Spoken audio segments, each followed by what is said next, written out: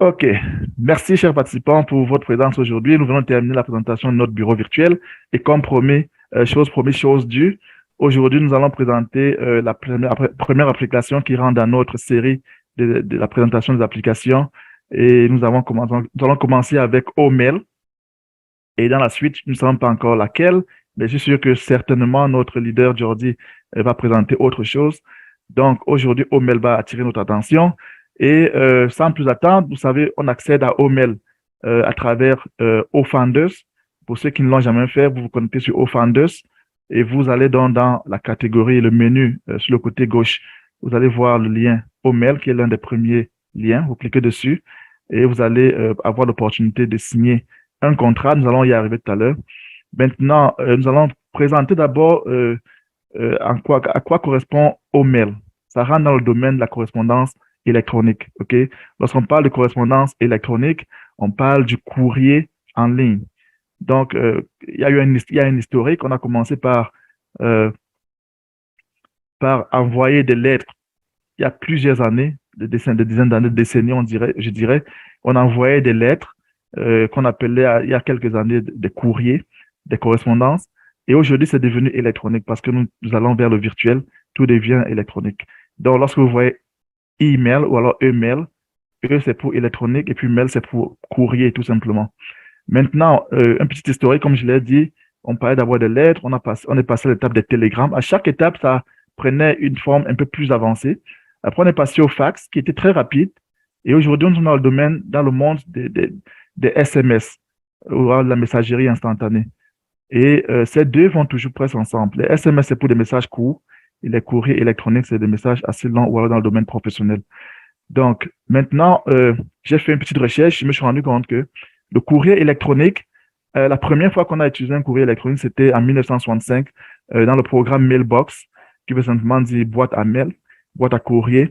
Et c'était un programme de l'université, de l'Institut de technologie de Massachusetts, qui est certainement l'une des universités les plus phares aujourd'hui, je dirais, parmi les meilleures, les 10 meilleures universités dans le monde. Donc, pour ceux qui ont des visions du plan technologique, c'est une université à rechercher. Ils ont donc envoyé, ils ont fait le premier essai qui était en 1965. Et si vous faites des recherches, vous allez vous rendre compte que le premier message qui avait été envoyé en courrier électronique, c'était Merry Christmas, qui veut dire simplement Joyeux Noël. Donc, juste pour votre curiosité. Maintenant, la page suivante, nous apprenons que nous avons aujourd'hui 2,5 milliards de courriers électroniques qui sont envoyés chaque seconde. Donc, pendant que nous parlons, 2,5 milliards d'emails sont envoyés. Et vous comprenez donc l'importance du courrier électronique aujourd'hui. C'est la raison pour laquelle c'est important d'avoir une application en passif qui traite du courrier électronique. Nous allons voir dans la suite la valeur marchande de ce que le courrier électronique peut nous apporter. Donc, les grandes compagnies aujourd'hui qui ont le vent en poupe dans le domaine du courrier électronique, nous avons Microsoft avec Outlook et Microsoft a acheté Hotmail. Hotmail, c'était vraiment dans le passé l'application phare des courriers électroniques, mais parce qu'ils avaient beaucoup de succès, Microsoft les a achetés et ils ont amélioré. Aujourd'hui, on n'en parle plus, mais ils sont toujours utilisés. Vous avez des gens qui utilisent toujours Hotmail aujourd'hui, y compris moi. Ils ont été améliorés et aujourd'hui, on parle beaucoup plus de Outlook. Vous avez aussi Yahoo, qui est un produit de Yahoo, enfin Yahoo Mail, qui est aussi un produit de Yahoo. Et vous avez les années correspondantes quand elles ont été créées. Et aujourd'hui, on parle beaucoup plus de Gmail. Gmail, donc cette application de Google qui est vraiment, je dirais, au top aujourd'hui dans le domaine du courrier électronique et ça n'existe que depuis 2004. OK, donc la raison pour laquelle vous voyez presque tout le monde aujourd'hui a une adresse électronique, une adresse email avec Gmail. Donc, notre prochaine page, nous parlons un peu de la valeur marchande du courrier électronique. Pourquoi est-ce que nous pensons que nous allons faire beaucoup d'argent aujourd'hui? En 2020, c'était évalué à 7,5 milliards de dollars dans le monde entier, c'est-à-dire tout le monde qui fait de l'argent ou alors qui investit dans le domaine du courrier électronique. Ça, c'est la valeur marchande ou alors l'argent qui circule sur Internet en termes de courrier électronique. Et nous prévoyons, ou alors les experts prévoient, que d'ici 2027, nous allons passer à 17,9 milliards, je dirais 18 milliards. Donc, si vous regardez, on est passé à presque 10 milliards en seulement 7 ans. Donc, en 2030, 2040, vous imaginez donc combien cette valeur marchande va atteindre. Et raison pour laquelle OnPassive est en train de se positionner avec notre application phare, enfin l'une de nos applications phares, OMail. Dans le slide suivant, nous avons simplement ici, j'ai mis simplement ici un lien. Si je clique sur ce lien, ça m'amène directement sur la page de présentation de OMail, cette application que nous attendions, qui sera vraiment une application perturbatrice, qui va changer vraiment la face du courrier électronique pour plusieurs raisons que nous allons voir tout à l'heure. Dans le dernier slide, la dernière page de présentation de cette présentation, je dirais, nous dit simplement peut-être l'application que nous aurons pour la prochaine fois. Aujourd'hui a le privilège de choisir celle qu'il voudra présenter, mais avant, quand je faisais cette présentation, je me disais, on va laisser le choix, par la possibilité aux fondateurs qui sont dans la salle de choisir l'application qu'ils désirent, mais je pense qu'aujourd'hui, il y aura le dernier mot là-dessus. Donc, je vais repartir là, je vais cliquer sur cette application pour être transporté directement sur OMail. Si vous n'avez pas ce lien-là, comment faire pour y arriver? Vous allez simplement sur onpassive.com. OK, vous cliquez simplement sur onpassive.com, vous y arrivez et ici, vous avez dans la possibilité de naviguer vers le bas jusqu'à ce que vous rencontrez, voilà, par exemple, là, vous voyez déjà qu'il y a des applications. Il n'y a pas OMail, vous pouvez cliquer sur Explore All ou alors sur Explorer tout. Et vous voyez là nos produits. Si vous coulissez, vous avez toutes les produits, enfin pas tout, mais certains produits. Et vous allez certainement voir OMail quelque part. Vous cliquez dessus, vous allez donc atterrir sur cette page. OK, vous allez atterrir sur cette page ici. Pourquoi j'ai choisi de venir continuer la présentation de cette page? C'est pour motiver, pour encourager tous les membres fondateurs de naviguer le bureau virtuel. OK, c'est très important.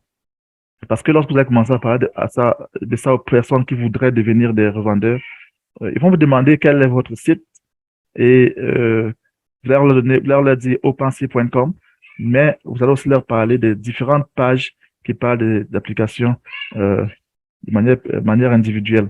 Donc là, si vous naviguez, je n'ai pas prévu des détails de OMail, mais nous allons ensemble apprendre à parcourir ce site pour voir qu'est-ce qu'il y a de meilleur. Je vais d'abord traduire cette page en français. Ici, il y a un bouton de traduction. Je clique dessus et je choisis français. Tout de suite, notre page est traduite en français.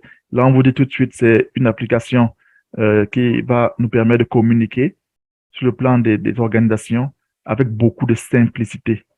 OK? Donc, ça, c'est l'un des atouts que OMail va apporter sur le domaine de la communication électronique. Pour ceux qui utilisent Gmail, nous utilisons très peu d'atouts de Gmail. Mais derrière ça, il y a beaucoup de caractéristiques que vous pouvez utiliser. Et parfois, ça rend un peu l'application difficile à utiliser. Mais OMail va nous apporter la simplicité. Lorsque vous allez dans le site OnPassive, que vous arrivez ici, vous pouvez déjà voir cette simplicité-là. Mais compliqué, mais il y a beaucoup de menus qui sont cachés dans le background. Et vous allez pouvoir le naviguer tout à l'heure dans le bureau virtuel. Donc ici, si nous continuons à coulisser vers le bas, nous avons une présentation. On dit OMail est une plateforme de messagerie web sur Internet créée par OnPassive. Et là, vous avez la présentation des applications, enfin pas des applications, mais des caractéristiques qui sont vraiment importantes sur OMail. Entre autres, l'intégration. Quand on parle d'intégration aujourd'hui, ça veut dire la connexion, la mise ensemble de plusieurs fonctions que certaines compagnies traitent de manière individuelle. Par exemple, avec OMail, vous avez un calendrier. La plupart des applications la correspondance électronique ont des calendriers, mais OMail va nous apporter donc un calendrier qui sera spécial. Pourquoi? Parce que avec ce calendrier, vous pouvez connecter tous vos agendas, quelle que soit l'origine, dans vos ordinateurs. Quelles que soient les applications de courrier électronique que vous utilisez, OMail va vous donner la possibilité d'utiliser ce calendrier pour connecter tous ces agendas en un seul point. Donc, ici, vous avez dans l'espace de principales caractéristiques. Ici, on parle des messages à stockage illimité. Pour ceux qui utilisent Gmail, qui prêtent attention cet aspect, comprennent que nous avons sur Gmail, je pense, si je ne me trompe pas, 10 gigaoctets. Donc, pour ceux qui utilisent beaucoup Gmail, qui téléchargent des vidéos et tout ça, à un moment donné, vous avez un message qui vous dit que votre espace de stockage est plein. Et si vous en voulez plus, il faut payer. Mais Omail vous dit, vous aurez cet espace-là de manière illimitée. Ça, c'est un plus. Il n'y a aucune application là dehors qui vous donne un espace limité de stockage en ce moment. Donc, ici, vous avez le calendrier dont je parlais tout à l'heure, qui sera disponible en ligne.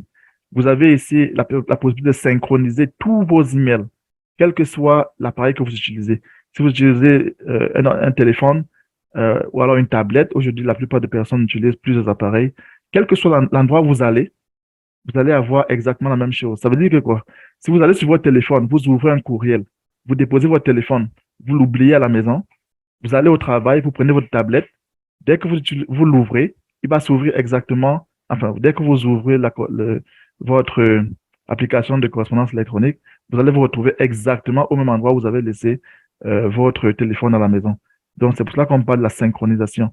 Donc, cela sera fait aussi bien que vous êtes dans le même compte, dans votre compte au fond passif. Là, on parle aussi de l'importation des contacts. Vous allez pouvoir importer tous vos contacts, quel que soit l'endroit où vous les avez sauvegardés. Aujourd'hui, il y a tellement d'applications que nous utilisons et nous sauvegardons nos contacts dans des endroits différents. Pour ceux qui perdent parfois leur contact dans leur téléphone, avec Omail, vous pourrez donc les synchroniser de telle manière que vous perdez votre téléphone, aucune inquiétude, vous pouvez retrouver vos informations. Donc, on me suit toujours là? Allô? Oui, Ange, oui, Ok, très bien. parfait. Je voulais juste me rassurer. Donc, ensuite, vous avez une autre caractéristique ici, la personnalisation et l'activation des notifications.